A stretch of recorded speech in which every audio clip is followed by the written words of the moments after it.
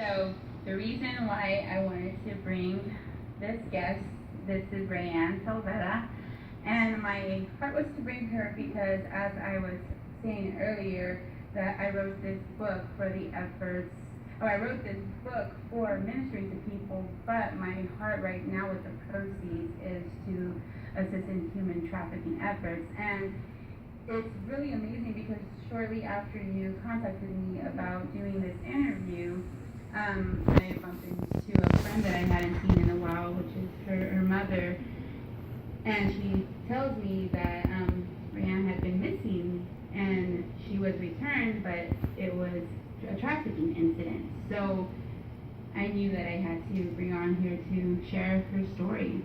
Yes, and can you share a little bit about what you were going through in the human trafficking issue?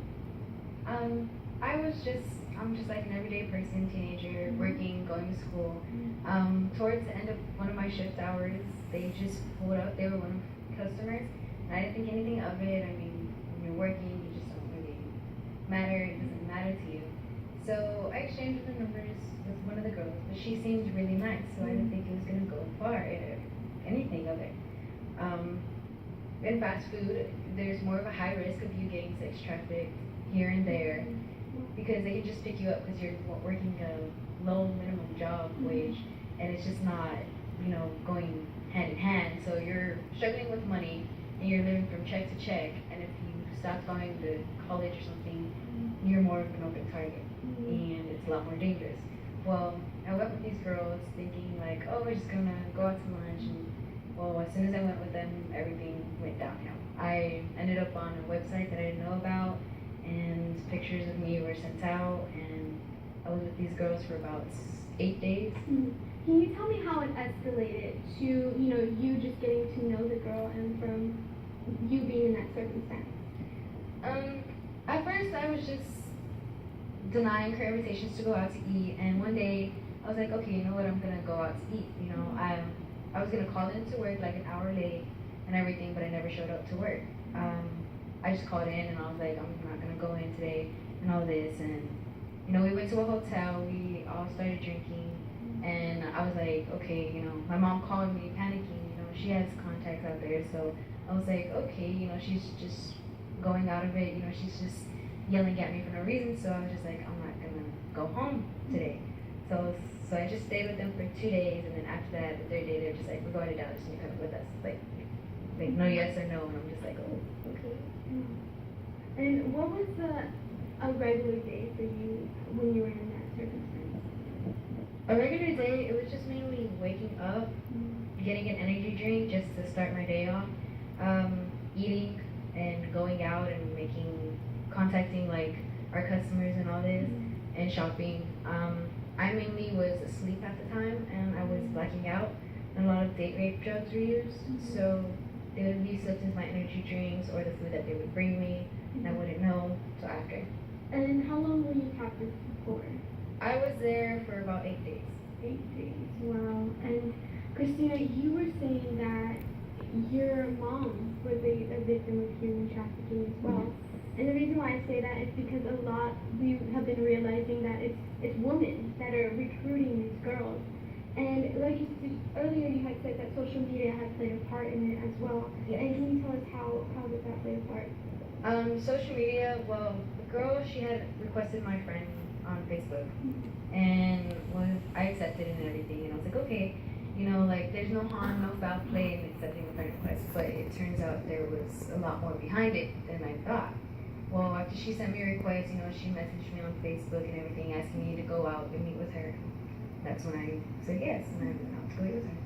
And was there a lot of deceiving during this? There was.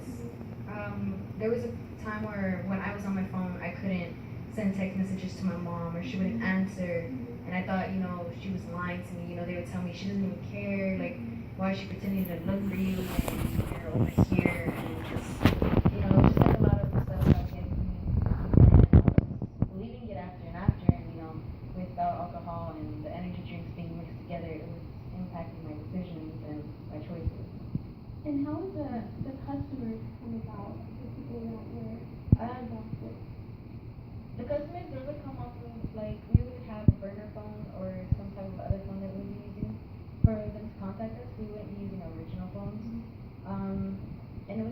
website. It's called Backpage, and we would use that. And there was a lot of people on there, and they would contact us that way. Like they would text us how much, and all this. We really wouldn't say like how much. They would say, "What's your donation?" We would say donations or roses, and that's how it was when we going out. And you said there was other girls in here. How old were those girls? There was 4 of us. I believe the first one was around 21, and the second one she was 19. She had just turned 19 because we had a party for her. And then the other one, she was 18. She just barely turned 18 a couple months before I did. Wow. And Christina, do you know part of the mom's story for human trafficking? And can you Yes. share with us a little bit about it? Definitely. Well, the truth is that this whole situation of girls learning in other girls into trafficking is not something that's just recently. My mom's in her 50s now. This happened when she was just a teenager. And she had decided to skip school. And she was in front of a park. She said she was in front of a park, but then they were like going to the movies and stuff. And she met a girl in the movie. And the girl started talking to her, said let's go walking downtown here in San Antonio. And she did. She started going outside with her to walk. And then some guys came out of a car and they took her. And it was all because of her getting comfortable with one girl. And so in her case, she was taken and they had more like a high trafficking system, the way that they did it. So she actually went from car, then they took her to a hotel as well. Like hotels are always involved. So they took her to a hotel as well. And they were going to rape her, but the only reason why they didn't is because she was so young. And so she was still a virgin. And they were trying to get her to install us in the courthouse in Mexico. And the buyers were there. And so the buyers, they had already told, because they were like, I guess higher up in the mafia, so they had already told the and Father John that were there that they couldn't raise the girls because if they raised them